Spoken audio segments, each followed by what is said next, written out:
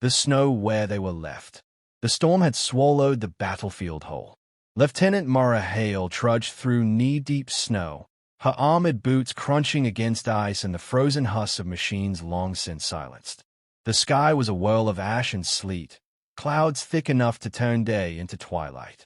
Her HUD flickered in her helmet, struggling to keep a signal through the blizzard.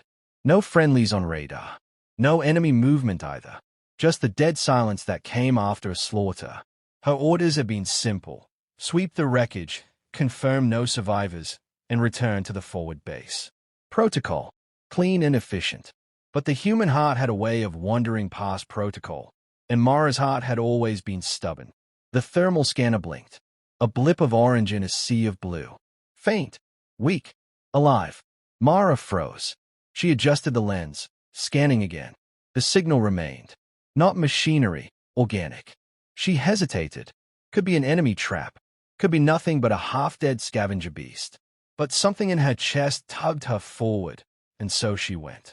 The signal grew stronger as she climbed a ridge of shattered steel plating. On the other side, nestled in the shadow of a broken troop carrier, she found them. Two small figures, half buried in snow. They were not human. Their scales shimmered faintly under the frost, ridged and pale, with small horns jutting from their brows. Their claws were too dull for combat, their limbs too thin for strength. They were children, cubs of the Verati, the very species her unit had fought against only days before. Mara's breath caught. Their chests rose in shallow, ragged gasps. Their eyes fluttered open, slitted, golden, and fear rippled across their faces. One hissed weakly, baring tiny teeth. The other only shivered, mewling softly against the wind. Her HUD scrolled protocol reminders in bold red letters. Enemy offspring. Non-combatant. Do not engage. Do not recover. Leave for collection. Her fingers tightened around her rifle. She could walk away. She should walk away. It was not her duty to intervene. The Verati themselves had likely left the cubs behind. Their culture did not tolerate weakness. If their mother had died, the clan would see no reason to protect what could not protect itself. She closed her eyes. In her mind, she saw images of Earth, bombed-out cities, starving children, relief workers cradling orphans during the last climate wars. Humanity had always fought brutally. Yes, but humanity had also carried its weakest forward, even when logic screamed otherwise. That was the difference. That was what set them apart. Mara knelt in the snow. The cubs whimpered, pressing closer to one another. Their small bodies trembled violently, cold seeping into their bones. I shouldn't, she whispered to herself. And yet, her hands moved anyway. She reached down, carefully sliding one arm beneath each child, lifting them into her embrace. They weighed almost nothing, lighter than human children of the same age. Their skin burned cold against her gauntlets. The hiss weakened to a whine. Tiny claws clutched at her chest plate. Mara exhaled, her decision sealing itself like frost on glass. She tapped her armor controls, disengaging a section of the heating unit. The suit was designed to recycle warmth around her body, keeping her alive in the harshest climates. She rerouted the excess flow into the underarmor layers she had stripped loose, tucking the fabric around the cubs. The loss of warmth hit her instantly, a chill crawling down her spine. "Stay with me," she murmured, not sure if they could even understand her. "You're not dying out here. Not like this." The wind howled louder, covering her tracks almost as quickly as she made them. She tightened a hold and started moving again, each step heavier than the last. Her HUD kept flashing warnings: power drain, core temperature dropping, hazardous exposure risk. She ignored them. The cubs pressed against her, their shivers slowing as the armor's redistributed heat began to work. Their golden eyes fluttered closed, their breathing steadying just a little. For the first time since she found them, they weren't fighting. They were simply surviving. Mara's thoughts churned as the storm whipped against her visor. If Command discovered this, they'd court-martial her. They'd strip her rank, brand her reckless, maybe even traitorous. To them, these cubs were nothing more than alien refuse. But to Mara, they were lives. Lives worth saving. As the night deepened, she pushed onward through the storm, the weight of a decision as heavy as the armor she carried. And within that armor, two fragile sparks of life clung to her warmth. The galaxy would not understand. Her superiors would not approve. But Mara Hale had made her choice. She would not leave children to freeze in the snow. Not while she still drew breath. Heat within the armor. The storm did not let up. Snow blasted across the landscape in endless sheets, rattling against Mara's visor like tiny shards of glass. Her boots sank with each step, the weight of her armor doubled by the precious burden cradled against her chest. The cubs. They stirred now and then, weakly, their small claws scraping against her armor before slipping back into exhaustion. Mara could feel their faint warmth where their scaled bodies pressed against the heated lining she had given them. Her own body was paying the price. Shivers shook her arms and legs. Her teeth clenched as the cold sank deeper with every kilometer. Her HUD displayed critical alerts. Thermal drain exceeding safe limit. Core body temperature at 35.1 degrees Celsius. Hypothermia risk rising. Mara muttered to herself through chattering teeth. Yeah, I know. Shut up. She ducked behind the carcass of a downed gunship to rest, crouching low to shield the cubs from the wind. For a moment, she allowed herself to breathe. The smaller of the two, a female judging by the delicate frills along her brow, cracked open golden eyes. They blinked slowly at her, studying the strange shape of a helmet. Mara activated a translator implant, speaking softly. You're safe. I've got you. The cub tilted her head, as though pausing the sound.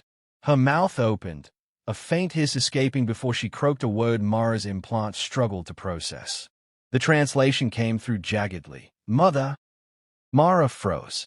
The word wasn't directed at her. It was an instinctive call, a cry for someone who would never come. But hearing it still sank into her chest like a blade. I'm not her, Mara whispered, her voice cracking despite the calm filter. But I'll keep you warm, little one. The other cub stirred. Male, a touch larger, with sharper ridges along his skull. His eyes flickered open, and unlike his sister, they burned with suspicion. He hissed louder, squirming against her grip, claws scratching at the heat lining she had wrapped around them. Easy, soldier, Mara murmured, holding him steady. I'm not your enemy. Her translator spat out his weak reply. Human, kill us. The words hit hard. She knew why he believed it. Why wouldn't he? Their species had been locked in war for years. The Vairati didn't raise their children with lullabies or bedtime stories. They raised them on tales of strength and survival. Weakness was discarded. Compassion was mocked. To him, Mara wasn't a rescuer. She was a predator delaying the inevitable. Mara shook her head. Not today. Not ever. She shifted them closer, letting her body's dwindling warmth seep into theirs. At first the male resisted, pushing weakly at her chest plate. But exhaustion won. Slowly, his small hands clenched around her undersuit, and his shivering eased. That small act nearly broke her. For a long while, Mara sat there in silence, snow piling against her shoulders, thinking about the madness of it all. Humanity had entered the stars to seek alliances, trade, a place among the great powers. Instead, they found a galaxy that saw compassion as weakness, mercy as foolishness. And now here she was, shielding two alien children who should have been her enemy, who their own people had abandoned to die. Her stomach knotted. What would Command say if they found her like this? She could hear the reprimand already. You jeopardized the mission. You endangered yourself for nothing. Nothing. The words soured in her mouth. These cubs weren't nothing. They were lives. The female stirred again, nuzzling weakly against her armor. She whispered in her own tongue, untranslate this time. But Mara didn't need a device to understand the intent. It was the sound of a child surrendering to safety. Mara drew a slow breath. Her decision had already been made back on that ridge. But now, sitting here with their fragile warmth pressed against her, she understood the depth of it. This wasn't just about survival. This was about defiance. About proving that humanity's strength was not only in weapons or strategy, but in the refusal to abandon what was weak.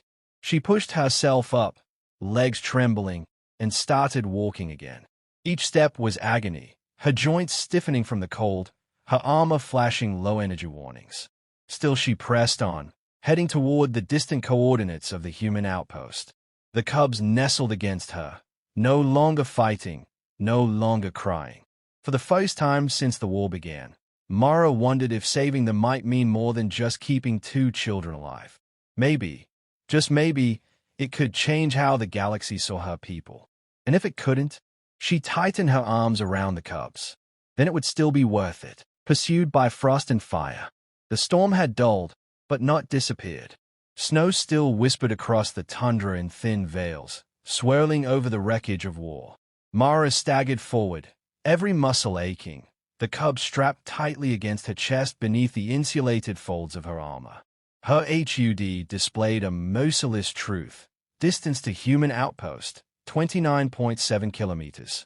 Armor battery, 14%. Core temp, falling. Her body screamed for rest, but rest meant death. Not just hers, theirs.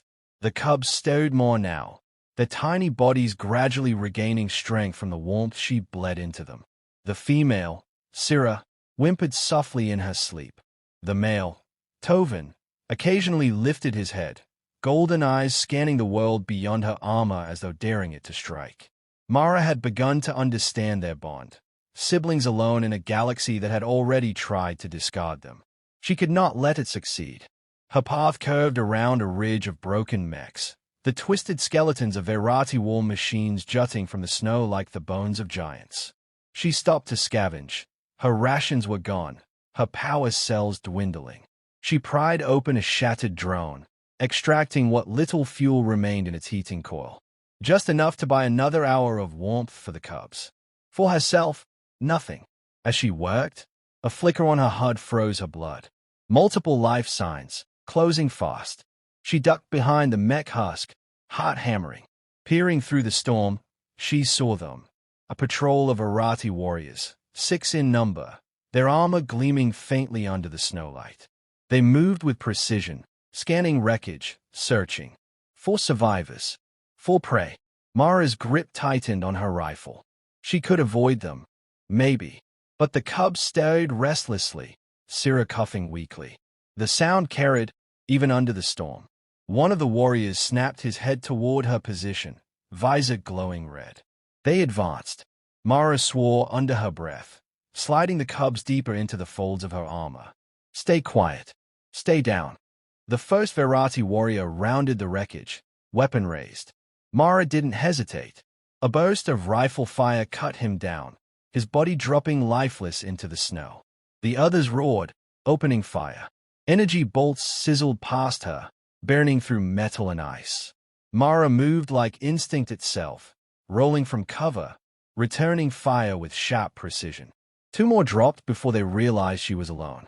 But numbers favored them. Their advance pressed hard, forcing her back step by step. A plasma bolt struck her shoulder plate, spinning her to the ground. Pain lanced through her body, alarm screaming across her HUD. She gritted her teeth, shoving herself upright. The Verati commander strode forward, massive and armored, his voice booming across the comms. Human, you carry weakness in your arms. You protect what even their own blood would not. Mara's chest heaved. She could feel the cubs trembling against her, their eyes wide. She raised her rifle again, defiant. Because they are children. That's all that matters. The commander sneered. Then you are a fool who will die for nothing. The firefight erupted again. Mara fought with desperate ferocity, burning through her last magazine. She dropped 2 more warriors before her weapon clicked empty. The commander raised his blade, lunging. Mara caught the strike with her damaged forearm plating, sparks flying as the metal buckled. With her free hand, she jammed a thermal grenade against his chest plate and shoved him back. The explosion tore him apart, heat lighting the snow like fire in the dark. Silence followed. Smoke and blood mingled with frost. Mara collapsed to one knee, gasping, her systems failing. Her HUD flashed red, armor heating system destroyed. Core temperature, critical. The cubs whimpered, clutching at her. Mara looked down at them, her vision blurring. She had one choice left. Not giving you up, she whispered. With trembling fingers, she rerouted the last of her armor's energy reserves into the insulated compartments around her chest. Heat surged there, encasing the cubs in a cocoon of warmth. Immediately, her own temperature plummeted. The cold bit into her bones like knives. Her limbs numbed. Her breathing slowed. Snow began to settle over her shoulders, covering her like a shroud. But within the armor, she could feel the cubs, alive, breathing steady, safe. That was enough. Her final thought, before the world went white, was not of duty or command, but of oath, of holding a younger sibling close during storms, of never letting go. Humanity's oldest instinct. And then she fell still, half buried in snow, her arms locked around the cubs. The fire that changed the stars. When the rescue team found her, Mara looked like part of the landscape. Half buried in snow, her armor frosted over, she lay still as stone. But what caught their eyes first were the shapes pressed against her chest. 2 alien cubs, warm and alive within the ruined shell of her suit. Their golden eyes blinked wide at the strangers, hissing and snarling, refusing to leave her embrace. Lieutenant Hale, one medic whispered, kneeling beside her. "Gods, what did you do?" They worked quickly, pulling the cubs free first.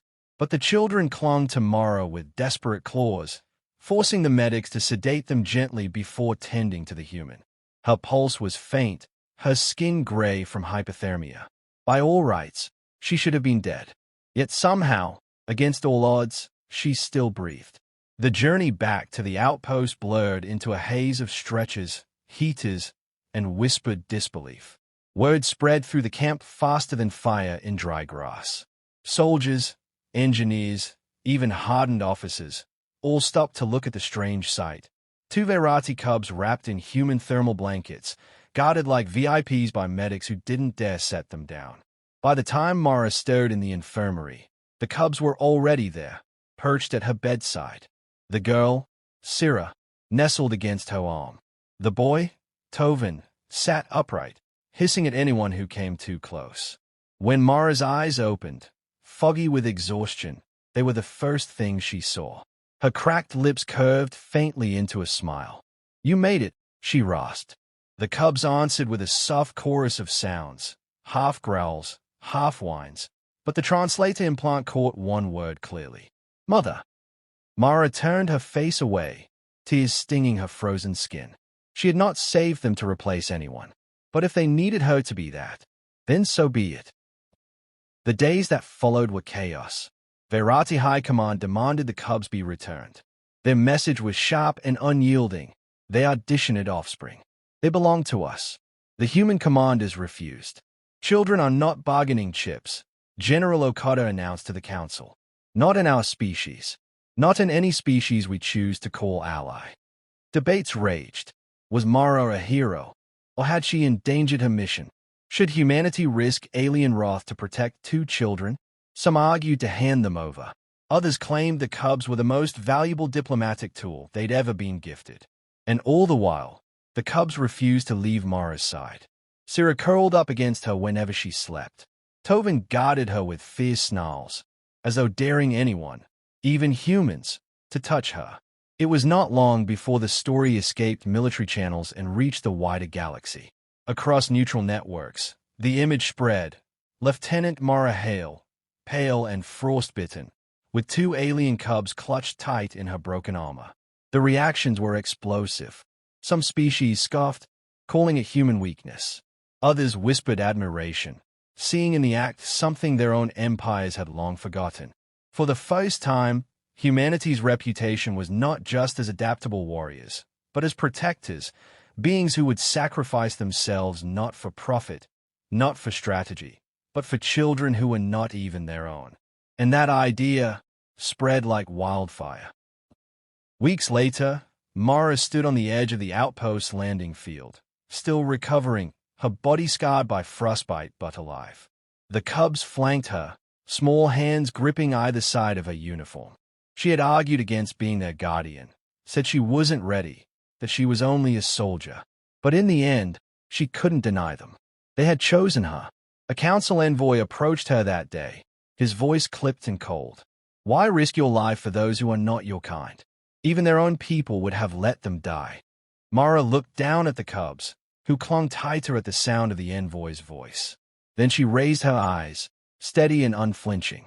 Because no child should be left to freeze, she said. Not while I breathe. Not while humans walk among the stars. The envoy had no answer.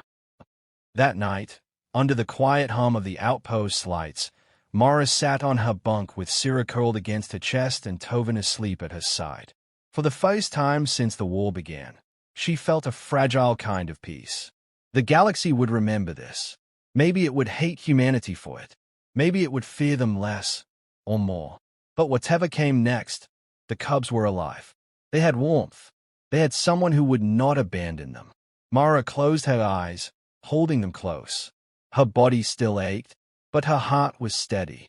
The stars had changed, and all it had taken was one human who refused to let children die in the snow.